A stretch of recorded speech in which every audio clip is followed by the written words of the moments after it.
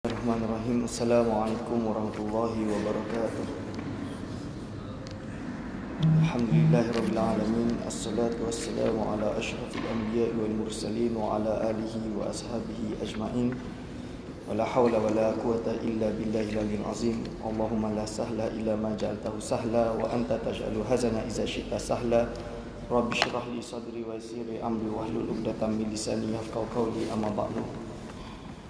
Pada yang terhormat Pengerusi Masjid Husin 92 yang saya hormati, pada segenap asatizah, a'immah, alim ulama, dan tidak dilupakan kepada segenap hadirin wal hadirat hafizakumullah. InsyaAllah pada hari ini kita akan masuk pembahasan selanjutnya tentang pengajian kita, iaitu Safinatun Najah. InsyaAllah kita akan mula pada faslun al-ma'u qalilun wa kathirun setelah penghabisan yang minggu lepas. Tapi sebelum tu pihak AJK telah menghantar saya beberapa soalan yang sebenarnya diorang tanya minggu lepas tapi tak masuk kat saya. Sebab kalau dihantar dekat sini saya tak boleh nak baca lah, saya tengah mengajar, saya tak tahu. So saya terus jawab. Mungkin paling senang macam tu, bagi minggu ni mungkin minggu depan saya jawab macam tu. Tu better lah. Dan saya jawab, saya berusaha untuk cari sumber dia. Pertama, kesimpulan dia ada dua soalan yang ada sub-sub dia, tapi saya tak dapat nak buka sebab dekat dalam handphone. Inti dia, soalan pertama, bagaimana kalau seseorang itu niat nawaitul wudu'a, jadi bukan nawaitu raf'al hadasil asghari lillahi ta'ala, atau bukan nawaitul wudu'a li raf'il hadasil asghari lillahi ta'ala, apakah wudu'nya sah atau tidak? Maka dalam hal ini, untuk mengatakan masalah nawaitul wudu'a sahaja, maka dalam mazhab Syafi'i sah. Kenapa sah? Kerana untuk wudu, ibadah wudu tersebut tidak ada makna wudu kecuali iaitu menghilangkan hadas kecil. Dia berbeza dengan solat, berbeza dengan zakat. Kerana kalau solat, dia ada contohnya usolli zuhra, contoh dia. Zuhur ni ada macam-macam. Ada usolli fardhu zuhri, berarti kefarduan zuhur. Ada usolli sunnata qabla zuhri atau sunnatan qabla zuhri, iaitu sahaja aku sembahyang sunat sebelum zuhur, iaitu solat qabliyah, iaitu qabla zuhri, dan lain-lain. So jadi itu ada talabus, ada kemungkinan memiliki makna lain, maka wajib untuk ta'yin. Tapi dalam wudu dia tidak ada. Kerana apa? Bila kita wudu, nawaitul wudu'a, iaitu ada satu makna saja, iaitu raf'al hadasin. Dia sama macam apa? Sama dengan puasa. Kalau puasa di bulan Ramadan, contohnya kita masuk di bulan Ramadan, 5 atau 6 Ramadan contoh dia, lepas tu kita niat nawaitu sauma ghadin lillahi ta'ala, itu sah sebenarnya. Walaupun bukan nawaitu sauma ghadin an adai fardi syahri ramadhani hadhihi sanati lillahi ta'ala, contoh dia, itu yang lengkap. Tanpa tu pun sah. Kerana apa? Pada bulan Ramadan, seseorang tu bila dia berniat untuk berpuasa secara mutlak, puasa tidak akan memiliki makna lain kecuali dia melakukan kefarduan puasa tersebut, iaitu kefarduan puasa Ramadan tersebut, sebab besok memang wajib berpuasa. Itu contoh dia. Dalam hal ini, hujah saya dari mana? Dalam kitab Al-Faraid Al-Bahiyah, iaitu suatu nazam tentang qawaid al-fiqhiyah, Al-Qawaid al-Fiqhiyah, yang dikarang oleh Imam Al-Ahdal. Imam Ahdal mengambil nazam tersebut datang daripada kitab Al-Ashbah wa Nazair Imam Suyuti. Imam Suyuti menyusun kitab Al-Ashbah wa Nazair, dia diambil dari kalangan Ashbah wa Nazair Imam As-Subki. Imam As-Subki mengambil kitab itu daripada sampai kepada Imam Sultanul Ulama Al-Izzu Ibnu Abdissalam, Izzuddin bin Ibn Abdissalam. Itu silsilah dia. Dalam hal ini apa kata Imam Ahdal? Dia kata wa wajibun fil fardi an ta'arrada fiha lahu la lil ada'i wal qada. Jadi wajib di dalam niat fardu, usolli fardhu zuhri misalnya, an ta'arrada, untuk menjelaskan fiha, di dalam niat tersebut, iaitu usolli fardhu zuhri, contoh dia, lahu la lil ada'i wal qada. Yang tidak wajib adalah, contoh dia, kita nak niat solat, usolli fardhu zuhri arba'a rakatin mustaqbilal qiblati adaan lillahi ta'ala. Adaan tu tak wajib. Au qadaan, qadaan tu tidak wajib. Walaupun kita niat untuk kita nak qada sebenarnya, tapi kita tak sebut atau tak niatkan dalam hati kita untuk qada misalnya, tidak ta'arudkan, maka dalam hal itu tak ada masalah. Ini ada dalam kitab Fathul Mu'in, jelaskan di dalam Fathul Mu'in, dia kata adat dan qada pun tak wajib. Lepas tu dia teruskan, lakinnahu la yajibu at-ta'arrudu lil fardi. Akan tapi tidak wajib untuk ta'arud, untuk menjelaskan niat tersebut lil fardi, bagi hal kefarduan, fi nahwi siyami wal wudu, iaitu dalam hal puasa dan wudu tak payah. Maksudnya cukup dengan nawaitul wudu'a, dah cukup. Ini disebutlah ni. Dan juga tersebut di dalam kitab Kasyifatus Saja. Kasyifatus Saja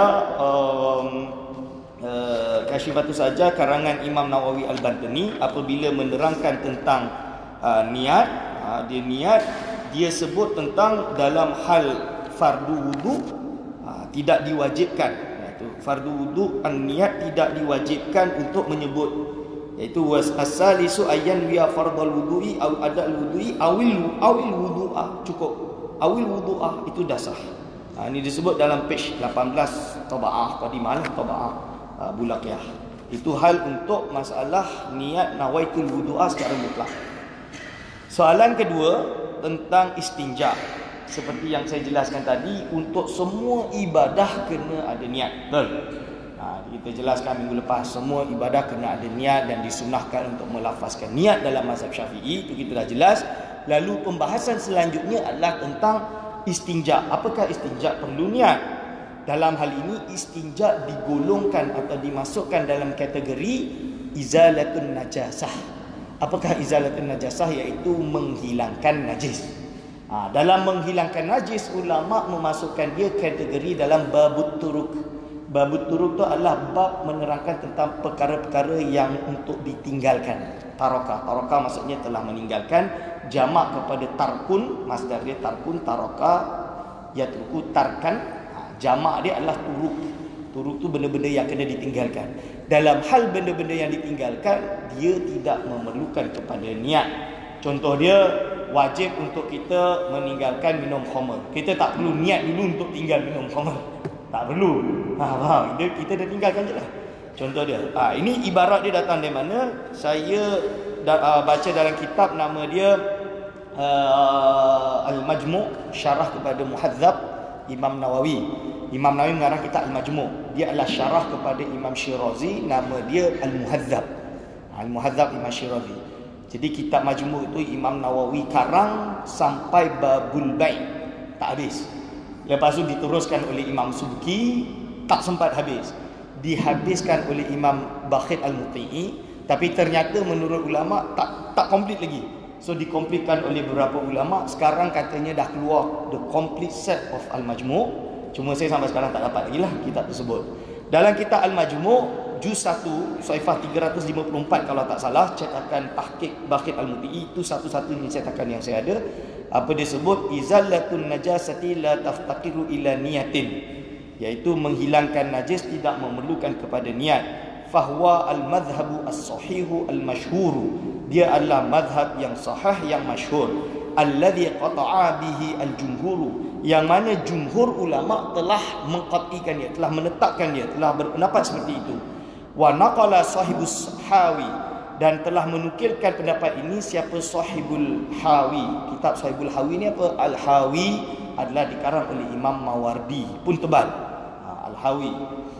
Wal Baghawi, dan Imam Baghawi fi Syarhi Sunnati, dalam kitab Syarhi Sunnah dia yang terkenal Al-Baghawi, ijma'al muslimina alaihi, bahawa pendapat ini adalah ijma', iaitu kesepakatan seluruh umat Islam alaihi. Wahaka al-Khurasaniyun, dan telah menghikayahkan atau menceritakan pendapat ini siapa? Khurasaniyun, iaitu ulama-ulama dari Khurasan.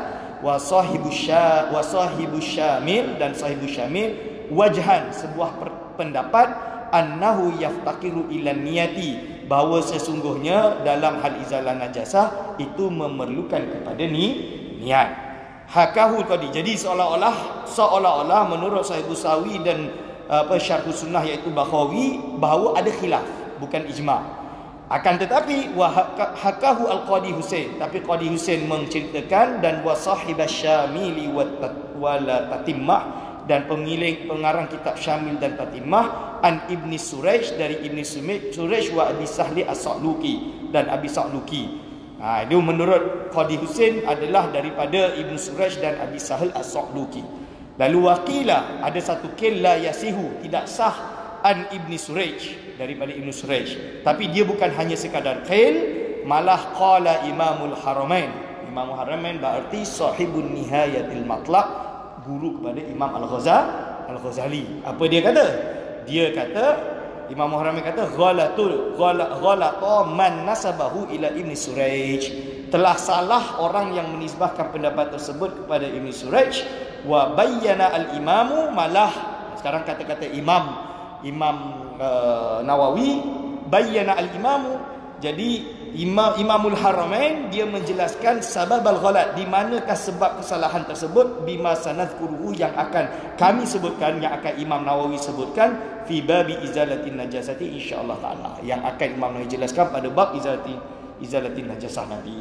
Itu cerita dia. Inti dia dari kesimpulan ini, ulama sepakat dalam bab istinja maka tidak perlu kepada niat. Tidak perlu kepada niat kerana benda tu dah automatik. Automatik dah cukup. Lalu ada yang mengatakan perlu niat, itu sebenarnya adalah tidak sahih dalam mazhab Syafi'i lah. Itu bukan pendapat yang Ibnu Suraj tadi adalah batil menurut Imamul Haramain. Okey. Bismillahirrahmanirrahim. Sebelum kita teruskan untuk pertanyaan yang baru masuk, kita lanjutkan pengajian kita. Kalau tak nanti jawab semua tak khatam. Okey, bismillahirrahmanirrahim. Faslun ay hadza, adapun ini suatu fasal, al-ma'u qalilun wa kathirun. Air itu terbagi kepada sedikit, wa kathirun, dan banyak. Jadi dalam mazhab Syafi'i kita membagi air, ada air banyak, ada air sedikit. Al-qalilu ma dunal qullataini. Air yang sedikit adalah air yang kurang daripada 2 kolah. Kurang daripada 2 kolah. Jadi itu adalah air sedikit. Wal kasiru kullatani fa aktsara. Adapun yang banyak, ada air yang banyak itu adalah 2 kulah ataupun lebih. Berapakah 2 kulah tersebut? 2 kulah tersebut adalah wa syar'an kullatain. Berarti syar'an dia apa? Ma waznuhu minal ma'i 500 ritlin baghdadiyatin takriban, iaitu timbangan dia, ukuran dia lebih kurang 500 ritel Baghdad, lebih kurang lah, atau 562 ritel dan separuh secara ukuran tarimian takriban aidan juga. Kalau kira-kira dikira dengan tangan, wa ma miqdaruhu bil misahah fil murabba'i, dalam segi 4 adalah dhira'un wa rubu' bi dhira'il yadil muqtadilati tulan wa ardan wa umqan, iaitu 1 dhira' dan 1/4. Tangan yang muktadil, kira-kira lah tangan yang biasanya panjang, bukan tangan panjang, bukan panjang tangan penjuri. Maksudnya tangan ni kalau dia panjangkan adalah 1 dhira' lebih rubuk, lebih kurang. So tulan wa ardan wa umkan. Jadi kalau dikira macam ni, itu adalah miqdar dia. Jadi wa fil mudawwari bi dhira'il yadil muqtadilati aidan dhira'ani wa nisfun umqan wa dhira'un aradan. Kalau bulat, cuba kira 2 dhira' dan separuh secara dalam, dan 1 dhira' secara ard. 1 dhira' secara ard, dalam dia 2 dhira' panjang, 2 dhira' dan setengah untuk panjang dia dalam dia. Itu adalah 2 kulah. Untuk hitungan pada hari ini berapa Ustaz? Itu saya pun dia tak tulis kat sini, tapi saya rasa terjemahan ada tulis. Dia dah kira belum? Saya tak sempat nak kira moden punya kiraan. Ada? Tak ada? Air sedikit. Dia tak tulis berapa liter. Minggu depan mungkin saya boleh bawa lah kot, InsyaAllah. Saya tak sempat nak sediakan, tapi pondok saya dah memang kita dah kira siap-siap dah. Berapa meter square kita dah buat, atau berapa liter tu meaning jumlah volume air tersebut. So kita dah kira dah. Cuma bahasa Arab lama dia macam itulah, dhira' tu, dzariyat. Tu kita kira-kira kita dah boleh kira. InsyaAllah kita di Malaysia, terutama lagi kalau saya pergi kat kampung-kampung Negeri Sembilan ni, saya tengok air dia semua dah yang dalam kolam tu, kolah tu dah cukup lah. Tapi janganlah kolah tu dah besar, tapi air dia sikit. Kalau air dia kurang, tak bolehlah dianggap kullatan. Dia bukan kolah tu ukuran dia, air dia kena sama dengan kolah tersebut atau lebih besar daripada yang diperlukan. Itu masuk kullatan. Jadi kenapa ada perbezaan ma'ul qalil dengan ma' kathir? Kerana pendapat yang muktamad di dalam mazhab Syafi'i, ini adalah penting kerana menentukan kesucian air tersebut. Kerana apa disebut al-qalilu yatanajjasu bi uqu'in najasati, iaitu air yang sedikit itu yatanajjasu, boleh dianggap menjadi najis. Jadi ingat, dalam mazhab Syafi'i dia ada dua istilah. Satu najasun, benda yang najis, najisun. Contoh dia, najasun benda yang najis, atau ainun najasah, iaitu zat itu sendiri najis. Ainun najasah, zat itu sendiri najis. Dan pendapat kedua, bukan pendapat kedua, maksud istilah kedua adalah mutanajjis. Apa itu mutanajjis? Benda yang kena najis. Contoh dia apa? Air kencing atau kotoran tahi sendiri, itu adalah ainun najasah. Anjing itu sendiri adalah ainun najasah. Sama ada air liur dia ke atau babi itu sendiri, kulit dia, apa dia, semua dalam mazhab Syafi'i dianggap sebagai ainun najasah, najis.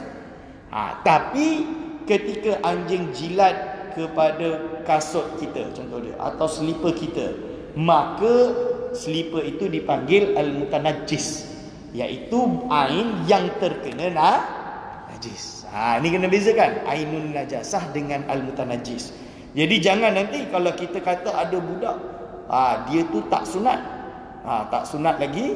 So budak kecil yang tak sunat lagi baru kencing, dia adalah bukan najis, dia hamilun najasah, membawa najis. Faham? Baju yang dia kencing itu mutanajis sebab masih boleh disucikan. Kalau ainun najasah tak boleh sucilah sebab dia ainun najasah. Tapi ustaz, macam mana zaman sekarang kita ada kalau di Malaysia dia panggil PDR, bahasa Melayu dia apa? Syabas no, Indah Water. Indah Water, betul. Indah Water ni apa? Iaitu syarikat yang menyuling kotoran-kotoran akhirnya menjadi air bersih. Ini kena tahu, kalau air tersebut ada najis, ada air, so dia pun tambah air, dia proses, dia saring, akhirnya air yang keluar tu air yang bersih, maka dia boleh dianggap suci. Kerana apa? Dia adalah air yang mutanajis, sedangkan ainun najasah dia dah dipisah. Okey, lalu masalah dalam mazhab Syafi'i, boleh ke kalau dia dengan cara menggunakan konsep istihalah? Apakah istihalah? Iaitu merubah suatu perkara yang najis menjadi yang suci. Contoh dia, dalam mazhab Hanafi atau mazhab Syafi'i ada kisah iaitu khamar. Apabila dia berubah menjadi cuka, khal menjadi khal. Khal ni bahasa Arab, bahasa Melayu dia cuka lah.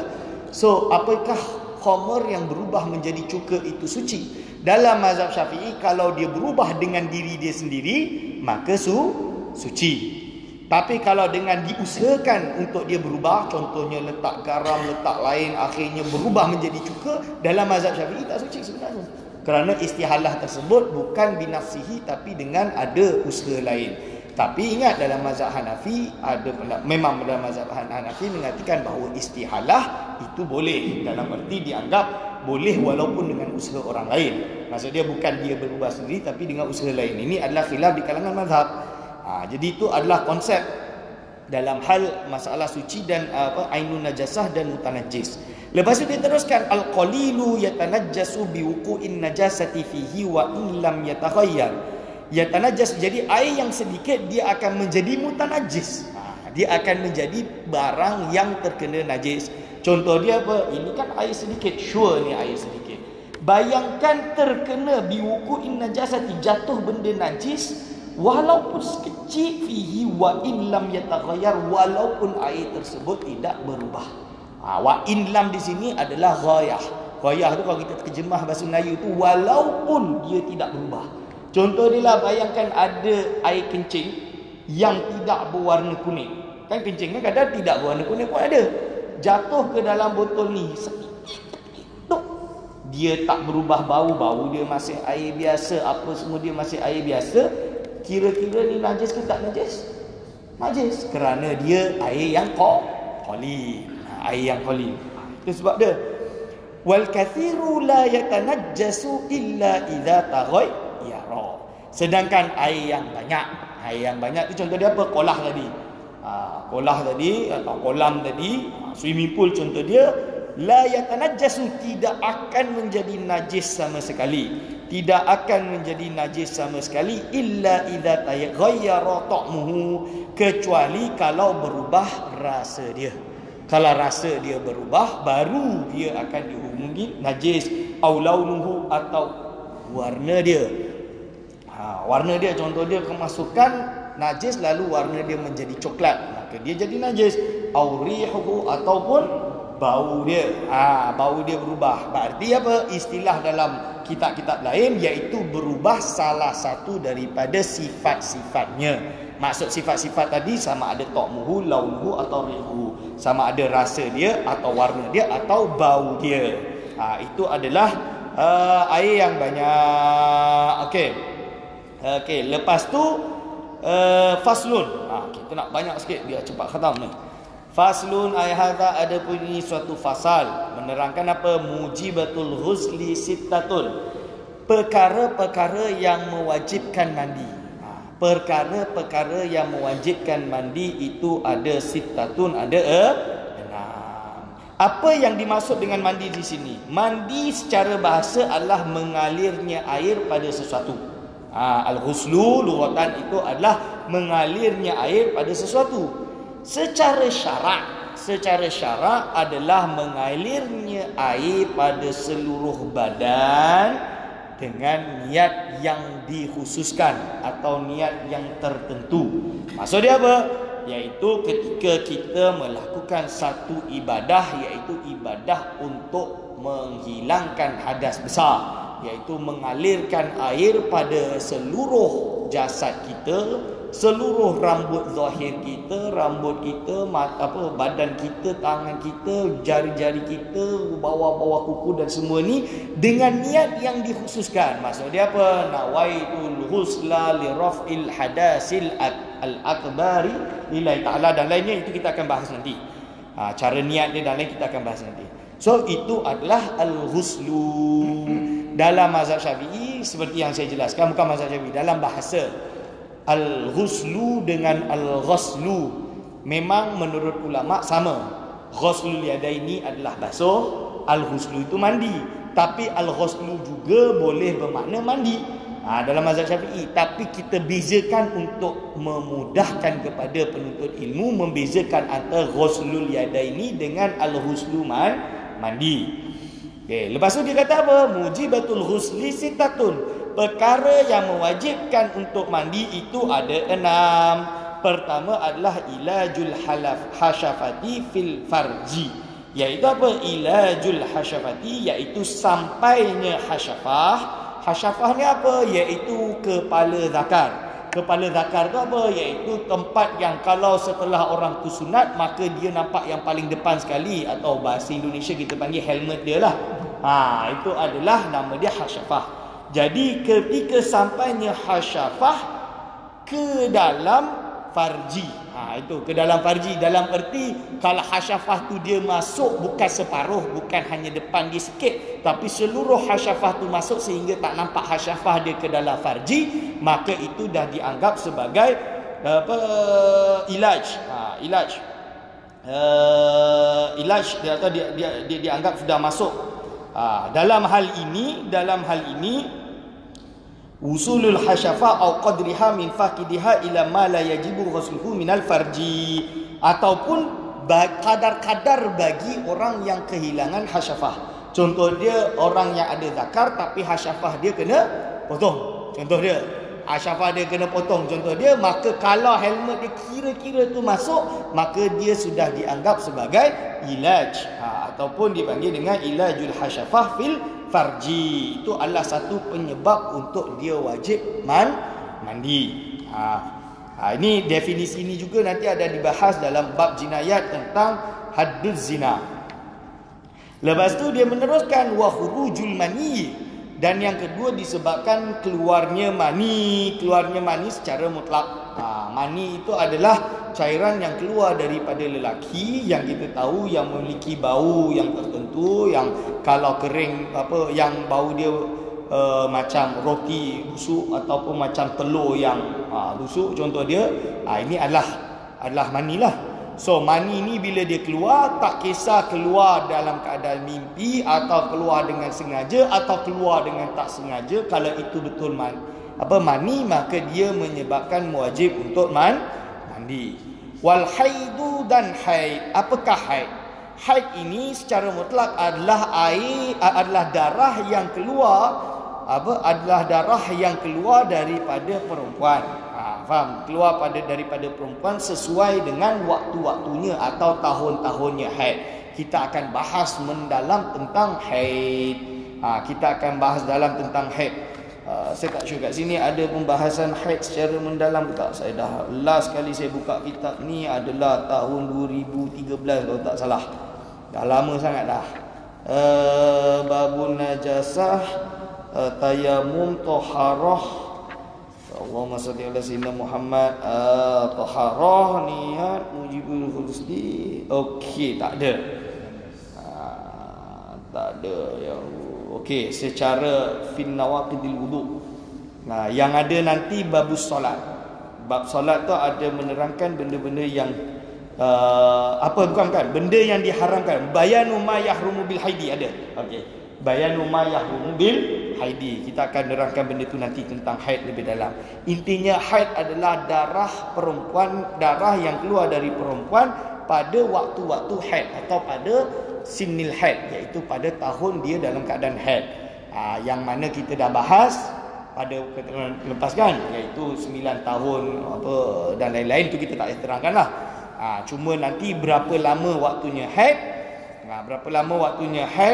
Haid ini minimum adalah 24 jam, maksimum adalah 15 hari. Yaumun wa lailatun minimum, maksimum 15 hari. Cuma ada banyak kesalahfahaman di kalangan masyarakat Melayu, iaitu apakah ketika seseorang keluar darah 20 hari, perempuan keluar darah 20 hari, berapa hari haid dia, berapa hari istihadah dia? Siapa tahu? 15 haid, 5 hari istihadah. Itu adalah pemahaman yang salah. Dalam mazhab Syafi'i itu pemahaman yang salah.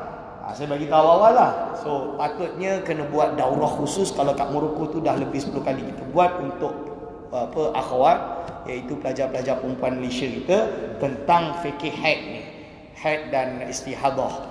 Kerana dalam mazhab Syafi'i betul minimum haid adalah 1 hari 1 malam, maksimum 15 hari. Akan tetapi kalau darah tersebut melebihi 15 hari, maka kita kena tengok jenis-jenis perempuan tersebut. Apakah dia muqtadi'ah, iaitu perempuan pertama kali haid, atau muqtadah, perempuan yang dah pernah haid yang ada adat. Apakah dia mumayyizah, dapat membezakan darah, sama ada darah itu qawi atau dhaif, yang kuat atau darah lemah, atau dia ghairu mumayyizah, tak dapat membezakan darah tersebut qawi atau dhaif. Faham? Lepas tu dia kena tambah lagi, kalau dia ghairu mumayyizah dan dia muqtadah, contoh dia dah ada adat tapi dia itu tidak dapat membezakan darah, maka kes ini tergantung. Tergantung apa? Dia itu ingat kadar dia, adat dia semuanya, atau dia ingat hanya waktu bukan kadar dia, atau dia ingat kadar bukan waktu, atau dia tak ingat sama sekali yang dipanggil dengan mutahayyirah. Itu susah. So, contoh dia macam mana? Ada perempuan dah ada adat, dia keluar darah qawi, darah kuat selama 7 hari. 7 hari. Lalu 8 hari keluar darah dhaif, darah lemah. Sampai bukan 8 hari, sampai 10 hari. Berarti apa? Berarti dia total keluar darah adalah 15 tambah 2, berarti 17 hari. Maka berapa kali hari haid dia? Haid dia hanya 7 hari. Lepas tu 8 tambah 2, 10 hari kan. 10 hari yang lebih, berapa 7 yalah, 10 hari yang lebih dia dianggap istihadah. Hari ke-15 ternyata masih keluar darah, maka wajib untuk dia mandi. Okey, wajib dia bersihkan dulu, dia mandi, lepas tu dia memakai pembalut wanita dengan cara yang betul, sehingga kerana dia dianggap sebagai perempuan yang perempuan yang daimul hadas, yang sentiasa dalam memiliki hadas kerana keluarnya istihadah, macam salisul baul, orang yang selalu kencing. Baru nanti dia dah habis semua, baru dia kena adab dari mula waktu tersebut. Ada yang kalau dia tahu dia inqitak tu waktu asar, maka dia kena qada zuhur. Kalau dia inqitak tu, tapi dalam kes ini dia kena qada lah dari mana? Dia kena qada dari hari ke-8, kerana haid dia sampai hari ke-7 saja. Dia kena qada dari hari ke-8, ke-9, 10, 11, 12, 13, 14, 15 qada. Hari ke-16 tu dia kena adab. Dia kena adab tak sampai habis. Itu kes dia. Susah ke tak? Ini dia panjang. Tu kena buka daurah khusus. Betul ke ni? Tak percaya, macam tak pernah belajar aja. Kalau ada orang yang kata macam tu, maka buka kitab, nama kitab tu Hasyiah Bajuri kepada Fathul Qorib, dijelaskan lebih detail. Atau kalau tak percaya itu Isytihad Imam Bajuri je, sebelum tu tak jumpa pun ustaz, siapa kata? Ada. Contoh dia buka sampai kitab Imamul Haramain dalam Nihayatul Matlab pun dia terangkan secara detail dalam kes 7 jenis perempuan, surah yang mustahadah tersebut. Itu dia jelaskan. So kita kena buat daurah khusus tentang fiqhun nisa. Dan saya yakin kat sini dah mula kita buat daurah, terutama Negeri Sembilan, kat KL, kat Selangor pun kita dah mula buat. Kalau saya di Morocco tu memang tiap-tiap tahun buat sampai saya dah penat, so saya suruh anak murid saya buat. Tapi tak tahulah dia buat ke tak sekarang. Harap dia buatlah. Dulu di Indonesia saya mengaji tu kelas 3 aliyah. Dah sebelum nak habis pondok tu, tahun akhir baru belajar kitab Risalatul Mahid kita panggil. Tapi kalau saya mengajar pondok puteri, saya kena mengajar dia kelas 6 ibtidak, sebab time tu dia orang baru nak balik. Dia orang kena tahulah fikih nisa ni. Lepas tu saya mengajar lagi kelas 1 sanawiyah. 1 sanawiyah balik kerana dia orang semua dah balik dah kira. So dia orang kena belajar. So itu adalah fardu ain untuk perempuan-perempuan tahu. Okey. Wal haidi dan haid, wan nifasi dan nifas. Nifas itu apa? Adalah darah perempuan yang keluar setelah dia melahirkan. Jadi bukan ketika dia melahirkan, tapi setelah dia inqita'ul walad, anak tersebut keluar, lepas tu dia akan keluarkan darah. Darah ini dipanggil darah nifas. Aqallun nifas, paling sedikit darah nifas adalah majjah. Majjah tu adalah setumpuk. Sekejap, tak lahzatan lah. Lahzatan tu sekejap. Tapi maksimumnya nifas adalah 60 hari. Adatnya nifas adalah 40 hari. Wal wiladatu, dan darah wiladah, iaitu darah ketika melahirkan. Wal mautu, dan mati. Mati itu apa? Bila roh tu keluar. Tapi yang mati ini yang wajib mandikan bukanlah mayit tu, dia dah mati. Okey, itu orang lain yang mandikan. Faslun, furudul ghusli isnani. Fardu mandi. Furudul wudu ghusli, iaitu fardu mandi adalah isnani, 2. Yang pertama an-niyatu, niat. Jadi yang pertama adalah niat. Niat dia apa? Iaitu niat dia adalah fayanwi al-junubu raf al-janabati. Contoh dia orang yang junub, dia hanya kata nawaitu raf al-janabati, dah sah. Wal haidu, kalau perempuan yang haid, dia niat nawaitu raf'a hadasil haidi awin nifasi, bagi nifas. Boleh. Kalau nifas, nawaitu raf'a hadasi. Kalau dia orang yang haid, nawaitu raf'al hadasil haid, sah. Atau nawaitu raf'al hadasin nifasi, sah kalau dia maksud nifas tersebut secara bahasa. Secara bahasa berarti darah yang keluar, that's all. Bukan secara makna syar'i. Kalau nifas dia niat itu sahaja, aku niat mandi nifas dalam makna syar'i, maka tak sahlah, padahal dia dalam keadaan haid. So dia kena spesifikkan yang mana. Kalau dia dalam keadaan nifas, maka dia niat nawaitu raf'a hadasin nifasi. sah.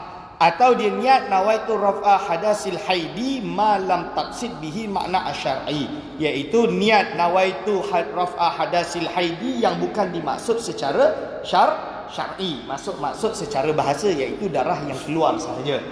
Itu boleh dan sah. Kalau dia mandi untuk wiladah, berarti apa? Nawaitu raf'a hadasil wiladati. Itu dah sah. Okey. Ataupun cukup juga untuk semua mandi tersebut niat dengan apa? Nawaitu raf'a hadasil akbari. Pun dah cukup. Au raf'al hadasi, atau raf'al hadasi saja secara mutlak. Tapi la niatal ghusli awit taharati faqat. Tapi kalau kata nawaitul ghusla sahaja, tak sah. Au nawaitu taharata, tak sah.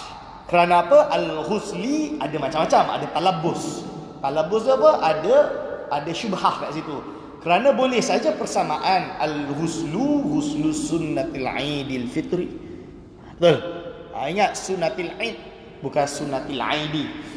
Jadi kita orang Melayu, orang cakap selamat aidil fitri. Saya bagi tahulah, betul dalam bahasa Melayu, tapi salah dalam bahasa Arab. Kalau pergi Arab, terutama pelajar-pelajar kita, kalau pergi Arab, jangan nanti hari raya Aidul Adha Al-Mubarak, Aidul Fitri Al-Mubarak, tu salah. Kerana orang Arab perayaan dia tak panggil Aid, dia panggil Eid bi kasratil ain. Setahu saya yang paling famous sebut Aid tu waktu saya kecil dulu, penyanyi tu lah, apa saya tak lupa. Dia ada satu penyanyi, selamat Aidil Fitri, dengar bunyi Arab tapi salah. Sepatutnya Aidil Fitri, Aidil Adha. Jadi al-ghuslu, bila kita niat nawaitul ghusla, nawaitul ghusla secara mutlak, maka perkara tersebut tidak sah kerana kemungkinan talabus dengan mandi yang sunnah. Tapi kalau niat nawaitul ghusla li raf'il hadasil akbari, sah. Sah. Au taharah pun tak sah, kerana taharah boleh bermaksud wudu, boleh bermaksud mandi junub. Jadi dia ada masih talabus, sebab tu tak sah. Itu dia kata. Akan tetapi bagi orang yang salisul baul, kalau dia wudu, salisul baul tu apa? Sentiasa kencing. Kalau dia wudu, dia kena niat istibahatil solati atau istibahatil apalah, kan?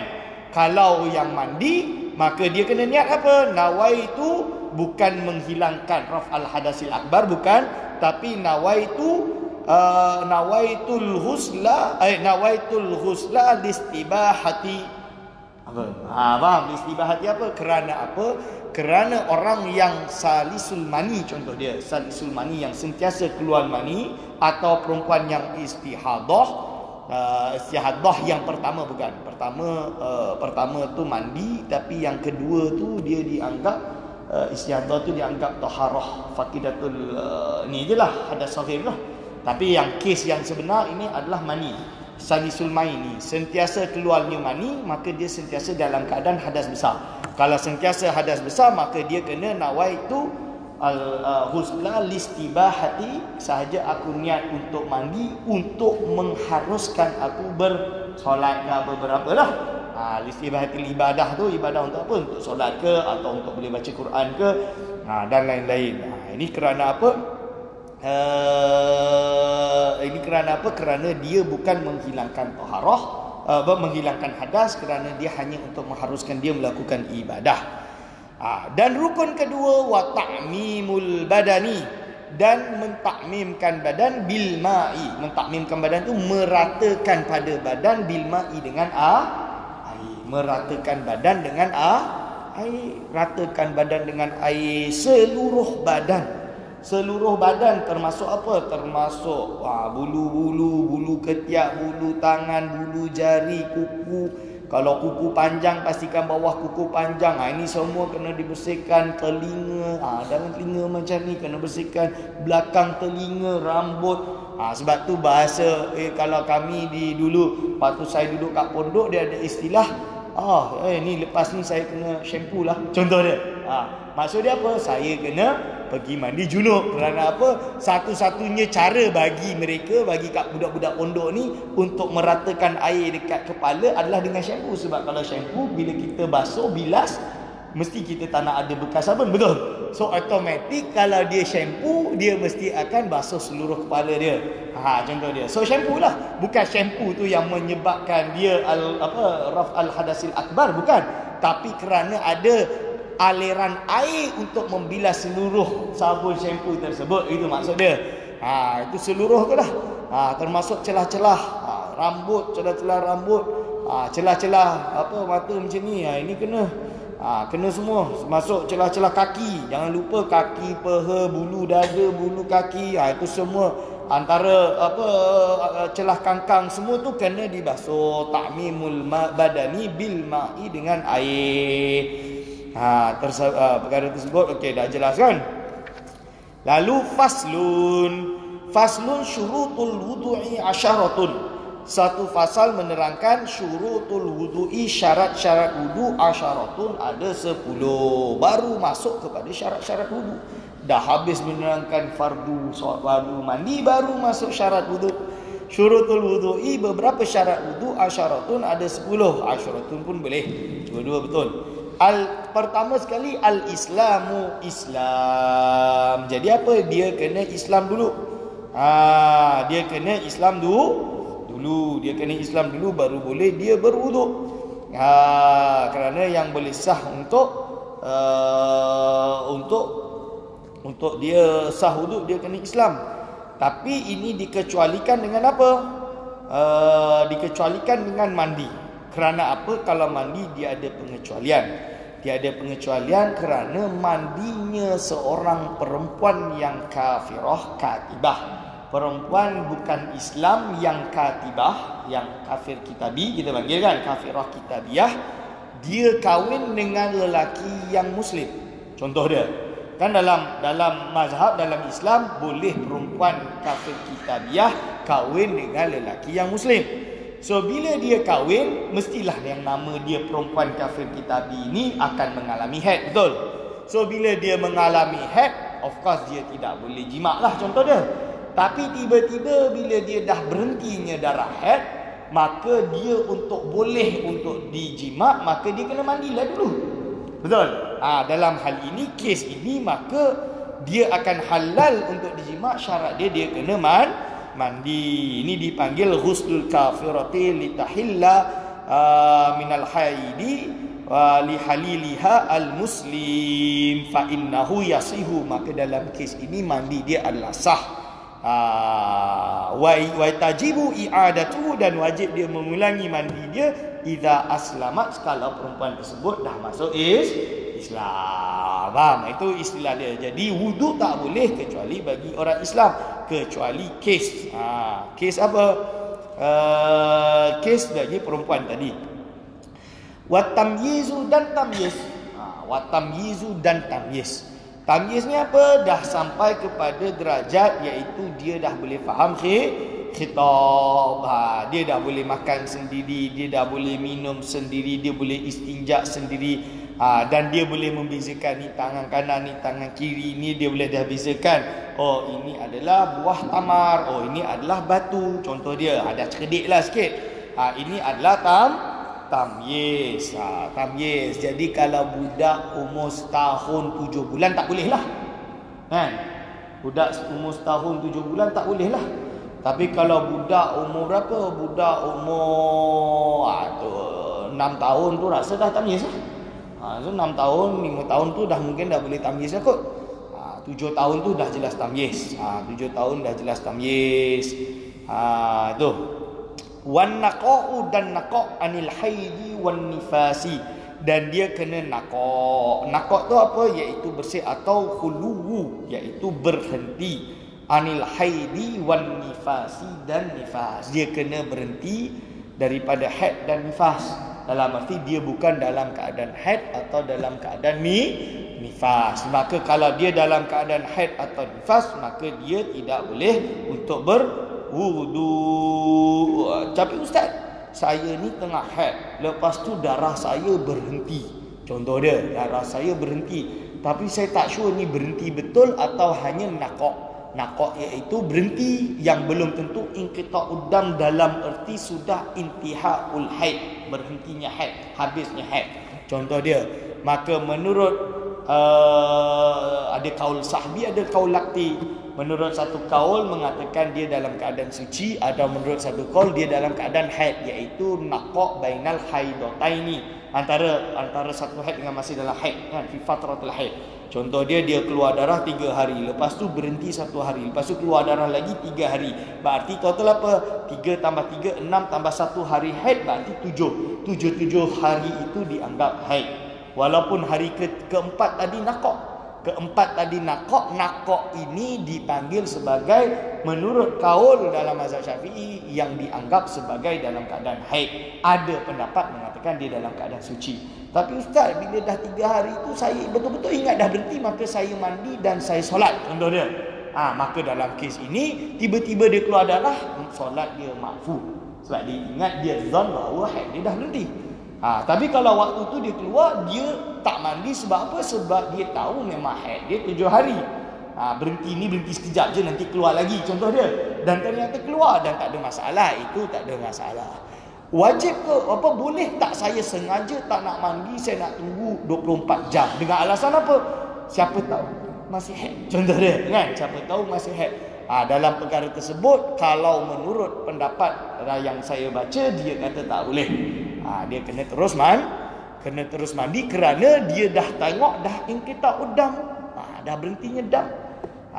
Maka dia kena mandi. Contoh dia hanya mujarradul zon bahawa kira-kira lah mungkin akan terjadi nakok je sekejap ni, nanti keluar lagi. Alasan dia apa? Alasan saja tak tahan, tak payah 24 jam. Contoh dia saja, itu ihtiyat yang tidak ada sandaran, tak boleh.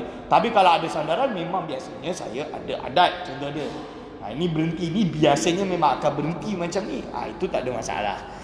So dalam kes ini, wan naqa'u anil haidi wan nifasi, tidak boleh untuk dilakukan wuduk.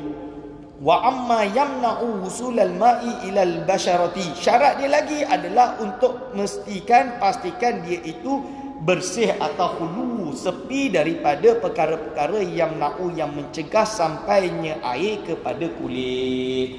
Sampainya air pada kulit. Jadi dia kena apa? Kena yakin bahawa tidak ada yang menghalang. Contoh dia apa?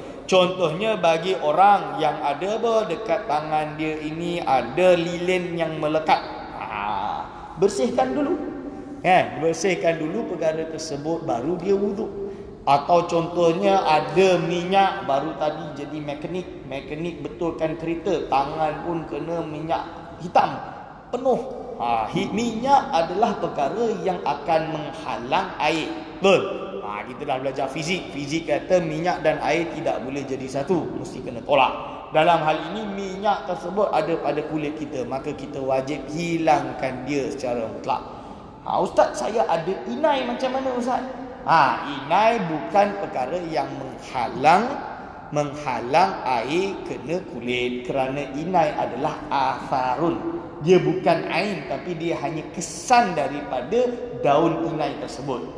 Macam ibarat dia, kalau puan-puan contohnya baru pegang yang warna kuning-kuning, kunyit. Pegang kunyit, tadi dak goreng ayam, pegang kunyit, duk balut ayam tu dengan kunyit, lepas tu baru goreng. Lepas habis goreng, basuh tangan semua kuning. Alamak, dah kuning dah tangan. Ini asar sahaja. Asar saja, tak ada masalah. Wa alla yakuna 'alal udwi ma yughayyirul ma'a, dan pastikan tidak ada pada anggota apa atau perkara yang dapat merubah air. Dapat merubah air, contoh dia apa? Iaitu ada cat. Kena air tu jadi warna pula dah. Atau dia pegang apa? Dia pegang sotong. Sotong kan dia ada ink dia, ink hitam tu. Yang kalau ada pada ni, contoh dia melekat kat sini. Lepas tu kita nak wuduk air wuduk tu akan berwarna gelap. Ini yughayyirul ma', maka tak boleh lah, maka tak salah, maka kena bersihkan dulu. Wal ilmu bi fardiyatihi, dan kena tahu bahawa wuduk itu fardu. Nak solat kena ada wuduk. Faham? Tak orang yang tak tahu macam ikut je, tak tahu, tak boleh lah. Tapi Ustaz dia tengah belajar itu kes lain. Faham? Itu adalah fatrah, itu adalah makzur kerana masih dalam keadaan tidak tahu dan akan tahu. So tak ada masalah. Wa alla ya'taqida fardhan min furudihi sunnatan, dan dia tidak boleh beriktikad bahawa salah satu daripada fardu-fardu tadi itu adalah sunat. Contoh dia apa? Niat ni sunat je. Padahal niat tu fardu wudu, tapi dia iktikad bahawa niat itu adalah sunat. Itu tak boleh. Kerana apa? Dia menafikan benda yang fardu di dalam wudu, atau furudul wudu, benda-benda yang fardu di dalam wudu. Dia kena iktikad bahawa benar ini adalah fardu. Dia tak boleh tukar dari benda yang fardu menjadi sunat. Wal ma'u at-tahuru, dan syarat yang lain adalah air tersebut adalah air yang suci lagi mensucikan. Tahur tu maksud dia apa? Tahur ini maksudnya suci lagi menyucikan. Sekarang baru kena bahas sedikit tentang pembahagian air dalam mazhab Syafi'i. Kalau dalam kitab Abu Suja' tu dia bahas pertama sekali tentang air lah. Sebab itu syarat wudu kena tahu tentang air. So, air ini yang dipanggil dengan tahur, iaitu air yang suci lagi menyucikan, adalah air yang pertama adalah apa? Dia kena air yang mutlak. Itu pertama sekali, air mutlak. Kenapa dia panggil air mutlak, Ustaz? Kerana nak tahu sejarah dia macam ni. Ini nama dia air. Betul. Bila pindah kat sini pun nama dia air. Betul. Saya pindah kat cawan lain pun air. Ustaz, salah, ni air mineral. Bila pindah sini jadi air minum. Tak, di inti dia air. Dia mutlak. Kita pindah kat apa? Kat dalam baldi pun jadi air. Air panggil semua tu air. Cuba kalau air teh, dia bukan mutlak, dia muqayyad. Betul, dia ada diqayyadkan, diikat dengan perkara lain, iaitu air teh. Betul tak? Air teh. Contoh dia kita ada air teh. Masuk kat sini air teh. Dah haus. Masuk dalam ni jadi air teh. Air teh kita masuk dalam botol. Air teh juga. Masuk dalam tin air teh. Kopi. Air kopi. Masuk dalam ni air kopi, masuk dalam botol air kopi, masuk dekat dalam tin, dekat 7-Eleven tu pun air kopi.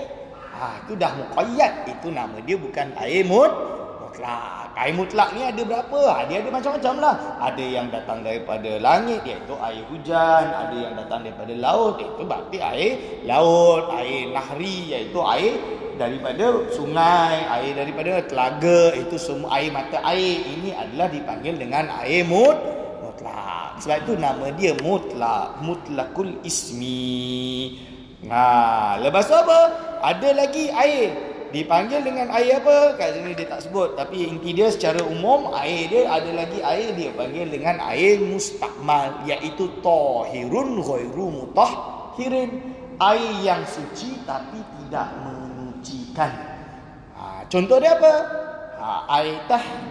Air teh ni air yang bukan mutlak. Berarti air yang dipanggil mustakmal bukan mustakmal kerana kegunaan dia, tapi kerana dia tidak lagi suci. Dia adalah suci tapi tidak menyucikan. Halal untuk diminum, boleh untuk dipakai, boleh dijual beli, tapi tidak sah untuk digunakan berwuduk.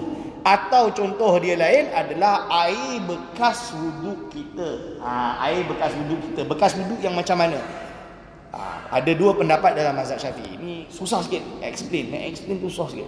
Saya bahasa Melayu teruk. Ada pendapat yang mengatakan air mustakmal adalah air yang digunakan malabudda minhu, benda yang necessary atau perlu untuk digunakan, perlu untuk dibuatkan, yang kalau tak ada dia maka tak sah. Contoh dia apa? Basuhan pertama wuduk kita. Kan? Basuhan pertama wuduk kita. Contoh dia, kita ambil air, kita basuh wajah. Ini kan fardu. Basuhan pertama, titisan daripada basuhan pertama ni dipanggil dengan air mustakmal kerana dia malabudda minhu, benda yang mesti nak tak nak mesti kena. Ini adalah air mustakmal. Menurut pendapat ini, berarti basuhan kedua dan basuhan ketiga itu kan sunat. maka dia tidak menyebabkan mustakmal. Maka kalau macam tu, bolehlah kita menggunakan bekas air yang kedua dan ketiga, selagi dia bukan malabudda minhu. Pendapat yang kedua adalah bukan malabudda minhu, tapi apa yang diniatkan ibadah. Apa yang diniatkan ibadah. Maksud dia, contoh dia apa? Saya nak semayang, so saya wuduk. Bekas air wuduk saya, tak kisah basuhan satu, basuhan dua, basuhan ketiga, dianggap sebagai lebihan dia tu adalah dianggap sebagai mustakmal. Maka dalam hal ini tak boleh digunakan untuk wuduk lagi, iaitu bukan dia tahirun ghairu mutahhirin. Tapi efek dia apa? Efek dia bagi perempuan kafirah kitabiah tadi, perempuan yang bukan Islam yang kitabi, ketika dia mandi, ketika dia mandi untuk boleh menjimak dengan suami dia yang Muslim, maka air tersebut tetap dianggap sebagai suci, sama ada tetap dianggap sebagai tahirun mutahhirun. Tidak dianggap air mustakmal, kerana itu bukan ibadah bagi dia. Dia bukan Islam, maka mandi tersebut bukan ibadah, tapi hanya harus untuk dia berjimak. Ini konsekuensi pendapat kedua. Kalau pendapat pertama, iaitu malabudda minhu tadi, maka air mandi perempuan yang kafirah kitabiah tadi, dia dianggap mustakmal. Tak boleh, kerana tak nak supaya dia boleh jimak suami dia, maka dia kena mandi.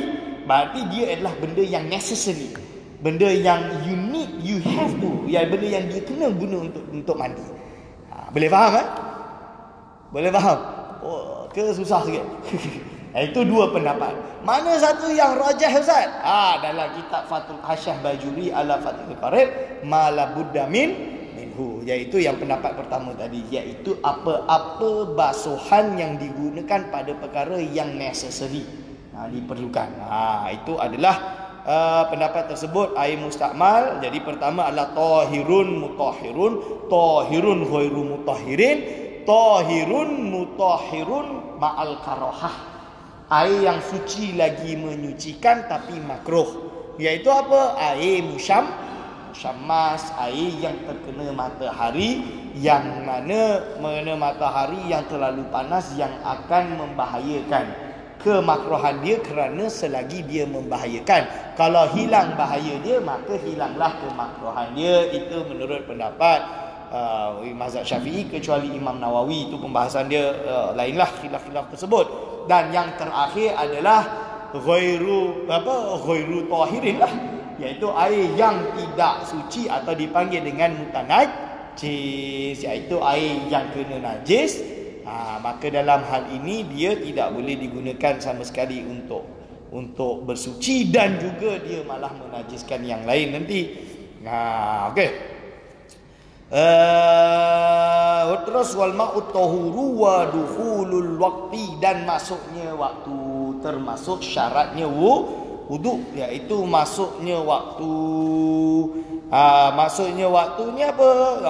Lisihati wudu'i daimil hadas khasatan. Kes yang ini adalah apa? Adalah bagi orang yang daimul hadas. Daimul hadas maksudnya macam mana? Maksud dia contohnya ada fulan, dia itu salisul baul. Salisul baul tu dia terus menerus terkencing. Orang bahasa Melayu dia kencing tak lawas. Betul? Kencing tak lawas. Ini penyakit budak pondok tu, selalu penyakit kencing tak lawas. Dan terutamanya orang tua-tua lah. Tua-tua ni dia punya bahasa Indonesia keran, bahasa Melayu dia pipe dia tu dah lembik lah. Dah lembik, berarti kencing dia tak lawas. Dalam kes ini dia dipanggil dengan daimul hadas. Bila daimul hadas, maka cara dia apa? Bila dah, dia kena tunggu, syarat daripada semua tu dia kena tunggu sampai masuknya waktu zuhur. Contoh dia, dah masuk waktu zuhur, dia terus basuh. Dia buang air kecil tu, dia basuh, dia ikat dia punya zakar. Okey, lepas tu dia pakai semua, dia terus berwuduk cepat-cepat, dia solat yang fardu. Faham? Waktu dia berwuduk, dia niat nawaitul wudu'a listibahatil solati, untuk mengharuskan dia solat. Dia bukan li raf'il hadasil, bukan untuk menghilangkan apa?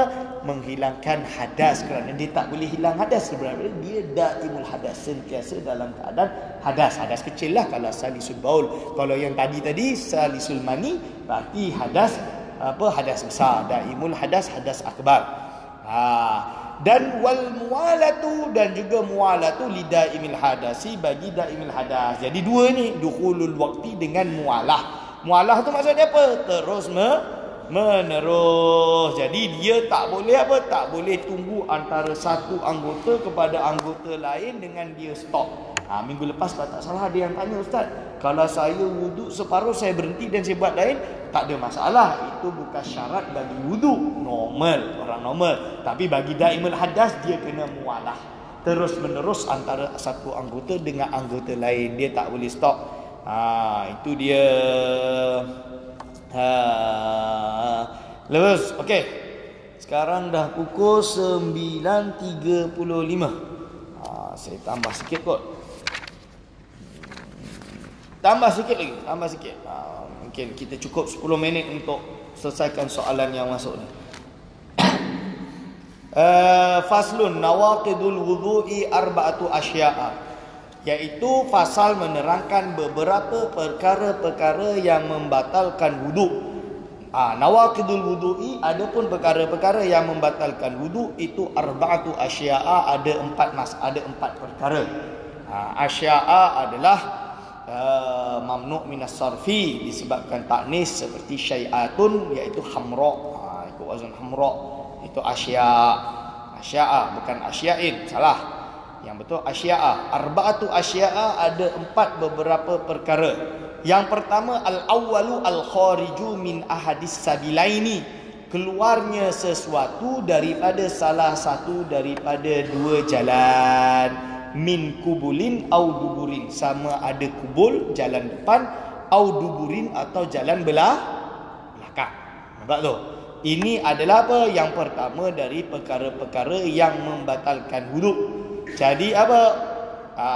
Rihun au ghairuhu, sama ada dia berbentuk angin sekalipun, au ghairuhu atau selainnya, illal maniya, kecuali mani. Kalau mani dia tidak menyebabkan batalnya wuduk. Contoh dia apa? Kentut. Ustaz, kalau perempuan keluar angin daripada farji dia, batal ke tak? Batal wuduk dia. Batal wuduk dia. Walaupun angin. Okey. Lepas tu dia apa? Okey, ataupun walaupun benda yang tidak lazim. Keluarnya ulat dari buntut dia, contoh dia, daripada dubur dia keluar ulat, batal. Tak lazim pun membatalkan wuduk.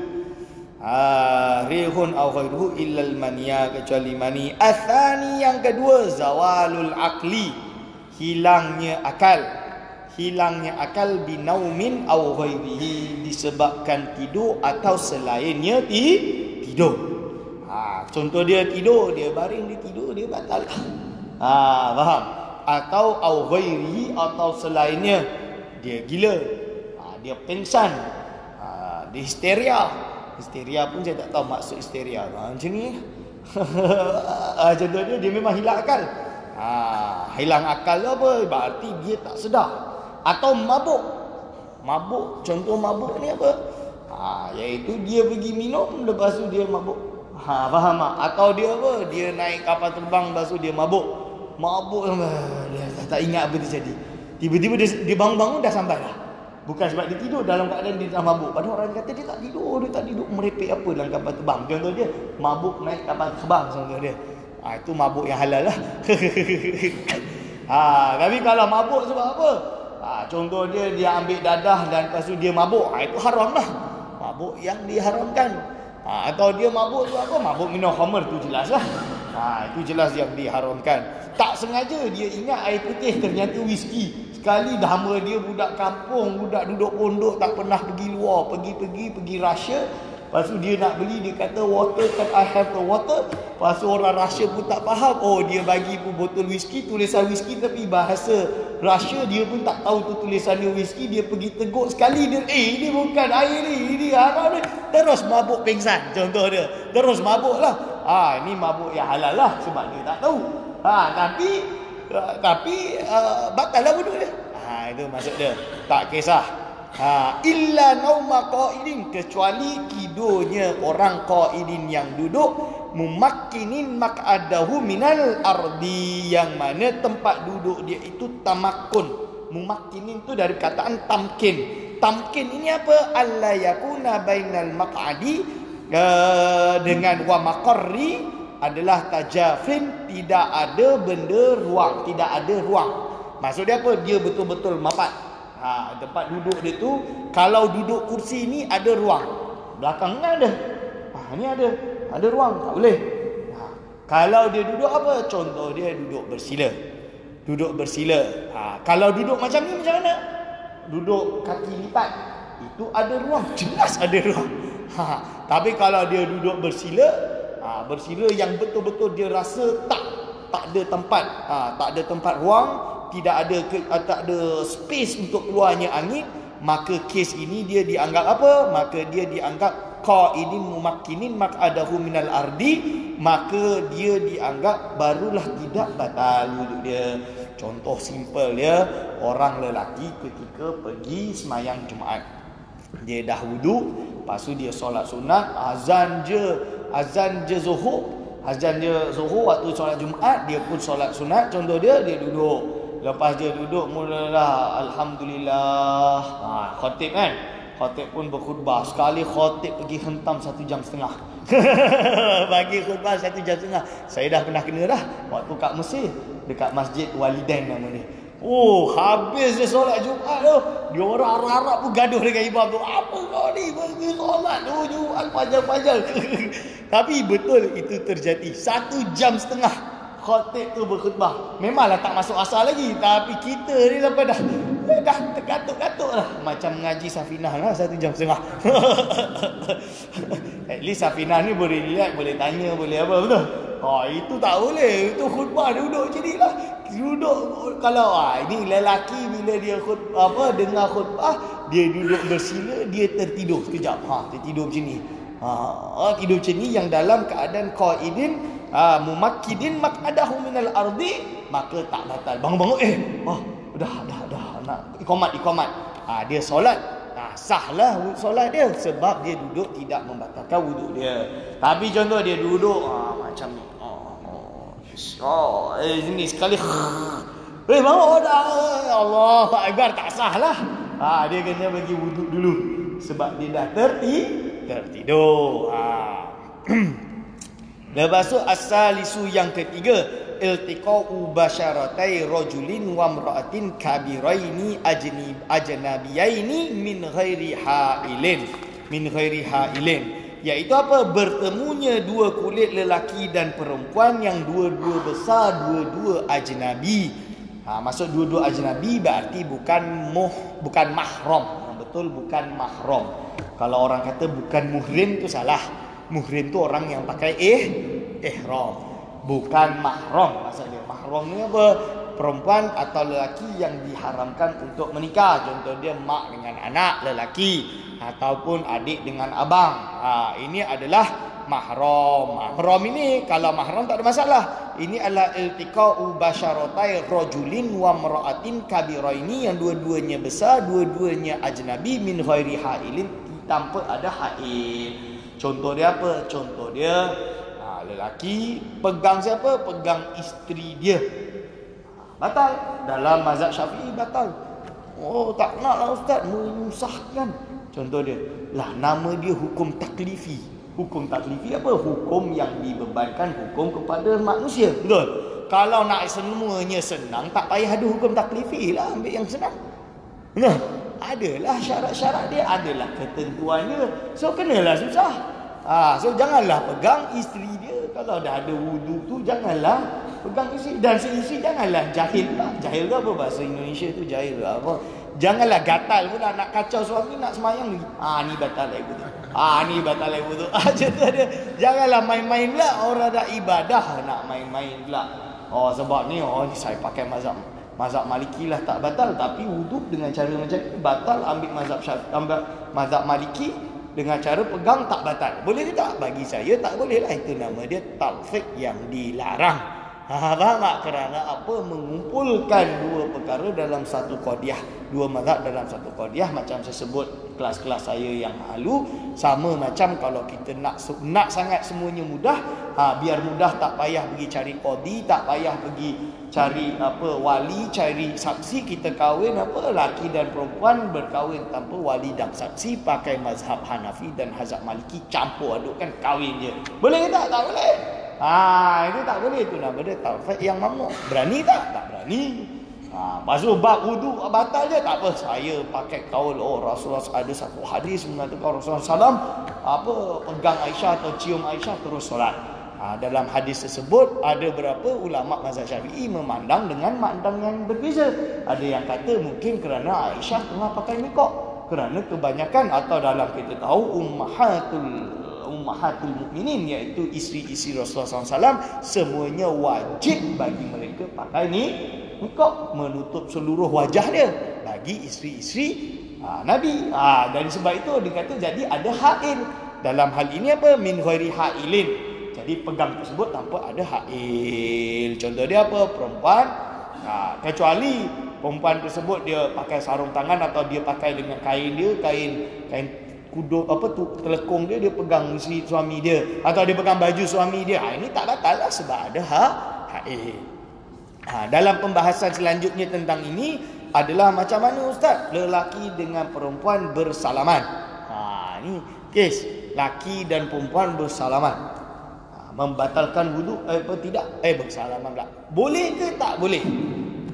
Yang bukan ajnabi, yang bukan mahram, berarti ajnabi. Dalam mazhab Syafi'i haram bersentuhan lelaki dengan perempuan ajnabi yang tidak halal, bukan suami isteri. Itu adalah haram hukum dia. Haram hukum dia. Tapi kita, ustaz, saya pergi dekat Mesir, saya nampak ulama besar, dia pegang lelaki perempuan, dia salam perempuan macam biasa je. Kalau macam tu kita kena faham dia mazhab dia bukan mazhab Syafi'i. Kerana ada pendapat pada selain mazhab Syafi'i. Jadi kita jangan tuduh sembarangan.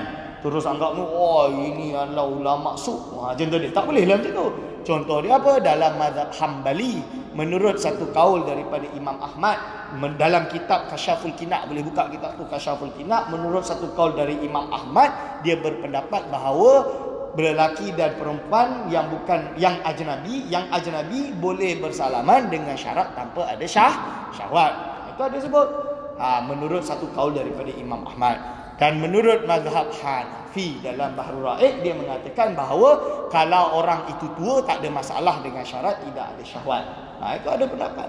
So kita jangan terlalu mudah suudzon dengan ulama-ulama kalau mereka bersalaman berbeza jenis. Tapi kita of course lah, macam saya berusaha lah untuk tidak salam yang bukan mahram. Salam bukan mahram. Okey. Lepas tu wa mra'atin kabiraini ajnibaini min ghairi hailin. Ni dah betul. Itu dah selesai. Ar-rabi'u yang keempat. Dan yang terakhir adalah massu kubulil adami au halaqati duburihi bi batnir rahati au butunil asabi'i. Iaitu apa? Termasuk yang membatalkan wudu adalah memegang masu. Masu ini adalah sentuhan, menyentuh kubul. Kubulnya apa? Kubul ini adalah zakar adami, iaitu anak lelaki Adam ataupun farji bagi adamiah, au halaqata duburihi, atau bulatan daripada dubur dia. Bukan ni tapi bulat daripada dubur dia tu, bibatnir rahati, iaitu dalam rahah ini, au batnil butunil asabi'i, atau ni kan. Jadi beza dia macam mana? Macam ni. Kalau yang sentuh dia ni, contoh dia zakat gatal sangat, sentuh zakat dengan ni, tak batal sebab ini bukan batin. Tapi kalau ni gatal, batal lah. Pegang macam ni batal lah. Tapi kalau luar dia macam ni, geza macam ni, tak ada, itu tak batal. Okey. itu adalah termasuk bab yang fasal nawaqidul wudu. InsyaAllah minggu depan kita masuk faslun manin taqada wudu'uhu haruma alaihi arba'atu asya'a. Okay, wallahu a'lam bisawab. Sekarang kita jawab ada soalan. Mungkin tak semua, saya jawab dua je dulu. Lepas mandi wajib terus solat fardu. Sahkah solat kita walaupun tanpa wudu? Jika sah, bagaimana pula dengan perkara-perkara yang membatalkannya? Jadi orang mandi wajib, dia tak ada wudu. Maksudnya apa? Dia tak ambilkan sunat, termasuk dia tak sebutlah dalam kitab Safinatun Najah. Tapi kita tahu dalam kitab-kitab yang mutawalat, yang lebih panjang keterangan dia, termasuk sunanul wudu adalah sunanul husli, sunat-sunatnya mandi adalah berwuduk dahulu. Contoh dia nak mandi, dia wuduk dulu baru dia mandi. Itu kes lain. Dalam hal ini wuduk itu hanya sunnah. So dia tak wuduk, dia terus mandi dari awal sampai akhir. Okey. Tapi dia tak wuduk. Boleh tak dia terus solat? Boleh tak dia terus solat? Kalau dia tidak buat perkara yang membatalkan wuduk, okey, maka dia dianggap sudah tadarruj. Tadarruj tu apa? Dalam mazhab, dalam Nihayatuz Zain kalau tak salah. Nihayatuz Zain tu karangan Imam Syekh Nawawi Al-Bantani. Nihayatuz Zain iaitu syarah dia kepada Qurratul Ain. Qurratul Ain ni matan ditulis oleh Zainuddin Al-Malibari As-Saghir. Dan Qurratul Ain lalu disyarahkan oleh Zainuddin Al-Malibari sendiri, nama dia Fathul Mu'in. Dia syarahkan Qurratul Ain. Terkenal lah Fathul Mu'in yang kita ngaji tu.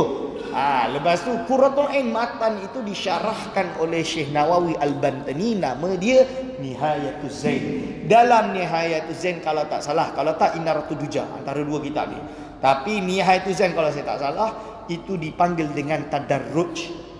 Jadi apa? Ketika dia dah menghilangkan hadas besar dan dia tidak melakukan perkara yang membatalkan wuduk, iaitu menjadikan dia hadas saghir, maka dia dianggap sudah dalam keadaan suci minal hadasaini, daripada dua hadas.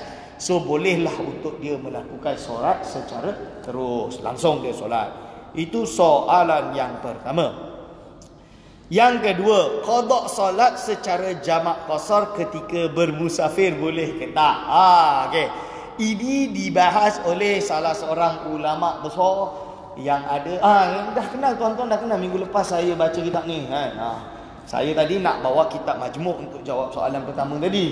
Berjawab yang tadi awal tu, tapi tersalah ambil. Saya bawa kitab Syarah Minhajul Talibin yang minggu lepas saya baca tentang niat. Itu dikarang oleh siapa? Nuh Ali Salman Al-Qudad. Dia ada karang kitab nama dia Qada'ul Ibadat, iaitu perfect segala apapun berkaitan dengan mengqada', menunaikan ibadat. Maksud dia menunaikan ibadat lah. Sama ada tunai itu dalam erti sekarang atau menunaikan nanti secara qada' lah. Inti dia Qada'ul Ibadat dari awal sampai akhir. Itu tesis master dia. Dia ada tesis PhD dia, nama dia Ibra'atuz Zimmah, iaitu menghilangkan tanggungan. Dalam hal itu adalah macam qada'ul ibadat, tapi lebih kurang dalam bab muamalah. Itu tesis PhD dia. Saya ada dua-dua. Dan saya baca dia memang alim kabir, dia patut menjadi tokoh yang kita pegang. Dia dalam kitab dia yang bernama Qada'ul Ibadat, dia menjelaskan tentang tata cara solat qada'. Kerana apa? Kita mazhab Syafi'i, kalau kita meninggalkan solat, maka wajib untuk kita qada'. Betul. Kalau kita tinggal dengan cara sengaja, wajib kita qada' secara fauri, terus. Faham? Fauri itu masuk terus. Sekarang juga kita buat. Kalau kita tinggal secara kerana ada uzur, contohnya tidur antara maghrib dan isyak kan pendek. Dia tidur sebelum maghrib, tertidur, bangun-bangun dah masuk isyak. Dia dalam uzur, berarti dia wajib qada', tapi bukan secara fauri. Kalau dia boleh sempat, dia solatlah. Kalau tak sempat, maka dia dalam keadaan wajib, cuma selagi dia belum tunaikan, maka dia masih belum menunaikan kewajipan dia. Dia wajib qada', cuma tak wajib fauri. Dalam hal ini, kalau solat tersebut dia tinggalkan dalam keadaan dia mukim, berarti dia tidak boleh melakukan jamak qasar. Contoh dia, dia tidur waktu dekat Koma semua orang Negeri Sembilan. Duduk kat Negeri Sembilan, tidur, tertinggal solat. Contoh dia. Lepas tu pergi kat KL, baru nak qada, saya dalam keadaan musafir. Boleh tak saya nak qada dengan cara qasar? Qasar dia apa? Qasar daripada solat zuhur atau asar 4 rakaat jadikan 2-2. Contoh dia, jawapan dia tak boleh. Dia wajib kalau nak qada dalam keadaan tamam. Tamam tu maksud dia sempurna. Faham wajib. Tapi contoh dia kalau dia dalam keadaan musafir, dia terpaksa meninggalkan solat. Berarti contoh dia dalam keadaan musafir, zuhur dan asar dia boleh jadikan 2. Dua-dua. Tapi dia tinggal solat. Lepas tu dia sampai rumah, bolehkah dia untuk qada dengan cara qasar? Bagi menurut Syekh Noh Ali Qudat boleh. Kerana tadi dia wajib untuk qada dalam keadaan dia boleh untuk solat tadi. Kalau solat dia adalah boleh dengan cara dia solat qasar. Kerana apa? Dia contoh ilhaq dia macam mana? Ilhaq dia, kalau tuan-tuan meninggalkan solat maghrib ketika tuan-tuan qada, maka tuan-tuan disunatkan untuk melakukan solat secara jahri, walaupun dilakukan pada waktu sirri. Contoh dia waktu zuhur qada solat maghrib, maka kita sebut dengan kuat, Alhamdulillahirabbil alamin arrahmanir rahim bismillahirrahmanirrahim, alhamdulillah lah sampai habis. Contoh dia, itu adalah kerana apa? Kerana yang dia qada tadi solat maghrib, walaupun dilakukan pada waktu zuhur. Tapi dia meninggalkan waktu zuhur, dilakukan pada waktu maghrib. Waktu maghrib kan kena jahri, maka sunat dia qada tadi zuhur, dia kena pelan. Faham? Dengan alasan ini juga sama. Tadi dia tinggal solat zuhur tadi dalam keadaan musafir, maka boleh bagi dia untuk solat zuhur tadi dalam keadaan qasar. Kerana sama, diilhaqkan macam tu dalam kitab Qada'ul Ibadat. Itu mungkin saya boleh buka saya beli, ada waktu lagi 5 minit. Saya beli berus cat, lepas seminggu guna baru tahu berus itu dari bulu babi. Soalan saya, perlu ke saya sertu tangan tu? Sertu tu sama. Samak tangan. Okey. Perlu qada tak solat saya? Si cat itu dikira najis ke tak? Okey. A, perlu ke saya samak tangan? Kalau dia hanya pegang bulu babi, pegang bulu babi yang kering, tidak perlu samak. Tangan dia kering, dia pegang bulu babi, contoh dia, itu tidak perlu samak. Sama juga dia pegang anjing dalam keadaan kering. Ustaz, ini bagi orang pegang anjing boleh? Tak, ini saya tak terangkan boleh ke tak boleh pegang anjing. Ini maksud dia pegang anjing, contoh dia ada uzur ke, dia nak usi anjing tu dalam keadaan kering, tak basah. Dia kerana barang tu najis, tapi dia ghairu mutanajis sebab dia kering. Tapi contoh dia tangan dia berpeluh, kalau dia pegang berarti mutanajis. Betul? Ataupun anjing tu air liur dia kena kat kaki dia, maka najis lah. Contoh dia orang yang duduk kat UK, naik bas dekat UK, anjing boleh naik bas. Saya memang masuk otak saya tak boleh terima benda tu. Tapi nak buat macam mana duduk kat negara yang bukan Islam? Saya macam geli, saya dah takut. Saya ni paranoid, saya takut dengan anjing. Memang saya takut betul-betul. Dari kecil kalau tengok anjing tu saya lari. Bukan sebab najis ke tak, saya memang takut. Walaupun anjing tu kecil comel, saya pun takut. So waktu tu dia pergi jilat saya, so terpaksalah samak. Kerana itu basah. So tu jawapan dia, perlu samak ke tak? Perlu qada tak solat saya? Macam tadilah. Kalau dia okey, kita lari ke C dulu. Cat itu dikira najis ke tak? Cat itu dikira najis ke tak? Cat tersebut tak sah, kan? Terkena pada benda yang najis, iaitu berarti cat itu adalah najis. So Ustaz, kalau najis saya kena beruslah saya punya rumah. Tak payahlah nak berus. Bukannya di rumah tu nak solat. Kecuali cat tersebut digunakan untuk cat untuk warnakan kita punya sejadah, tak bolehlah, sebab itu menjadi tempat. Itu kefahaman dia. Okey. Lepas tu perlu qada tak solat saya? Okey, perlu qada ke tak solat saya? Kalau bila dia tak tahu, maka itu adalah makfu. Bila dia tahu, maka tidak makfu. Kecuali ketika dia tak tahu benda tersebut tapi tidak makzur. Tidak makzur, contoh dia apa? Dia dah tahu hukum babi itu najis. So bila dia tahu dia masih dalam keadaan waktu solat, maka wajib untuk dia iadah solat. Tapi kalau dia dah habis waktu solat yang lama, lepas tu baru dia tahu benda itu najis, maka dia boleh dianggap sebagai dalam keadaan jahil yang makzur. Ini dijelaskan oleh ulama dalam kitab Hasyah Bajuri kalau tak salah, atau Hasyah Bujairani ala Khatib dalam Manhaj. Dia ada kes ketika seseorang itu tidak tahu, satu kerana ba'id anil ulama, okey. Yang kedua, dia melakukan solat dah habis waktu yang lama, baru dia tahu benda tersebut kerana adamul ilmi, kerana ilmu itu tak sampai pada dia. Maka dalam hal ini dia dianggap sebagai jahil yang makzur. Kerana waktu dia solat, dia dalam keadaan keyakinan untuk mengetahui benda tersebut. Tapi kalau dia taksir Allah kerana sengaja, maka dalam hal ini wajib untuk dia qada. Wallahu a'lam bissawab. Okey. Sekarang dah pukul 10 tepat. InsyaAllah kita berhenti kita punya kelas masjid sini. Kalau ada pertanyaan untuk hari ini yang tadi saya baca, tolong dalam 1 atau 2 hari ini hantar kepada AJK. Nanti AJK bagi kat saya cari, saya jawab dengan ibarat macam tadi. Okey, jelas ya? Okey, sekian saja dari saya. Kalau ada salah silap, mohon maaf. Wabillahi taufiq wal hidayah. Wassalamualaikum warahmatullahi wabarakatuh.